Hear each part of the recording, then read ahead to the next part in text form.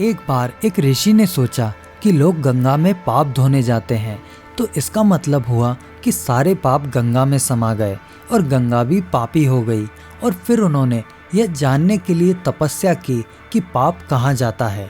तपस्या करने के फलस्वरूप देवता प्रकट हुए। ऋषि ने पूछा कि भगवान, जो पाप गंगा में धोया जाता है वह पाप कहाँ जाता है। भगवान ने कहा कि चलो गंगा जी से ही पूछते हैं। दोनों लोग गंगा के पास गए और कहा कि हे गंगे, सब लोग तुम्हारे यहाँ पाप धोते हैं, तो इसका मतलब आप भी पापी हुई। गंगा ने कहा, मैं क्यों पापी हुई, मैं तो सारे पापों को ले जाकर समुद्र को अर्पित कर देती हूँ।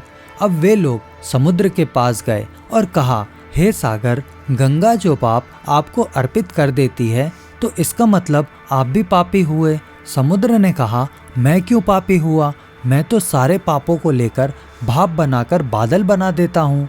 अब वे लोग बादल के पास गए और कहा कि हे बादल, समुद्र जो पापों को भाप बनाकर बादल बना देते हैं, तो इसका मतलब आप पापी हुए। बादलों ने कहा, मैं क्यों पापी हुआ, मैं तो सारे पापों को वापस पानी बरसाकर धरती पर भेज देता हूँ, जिससे अन्न उपजता है और जिसको मानव खाता है। उस अन्न में जो अन्न जिस मानसिक स्थिति से उगाया जाता है और जिस वृत्ति से प्राप्त किया जाता है, जिस मानसिक अवस्था में खाया जाता है, उसी अनुसार मानव की मानसिकता बनती है।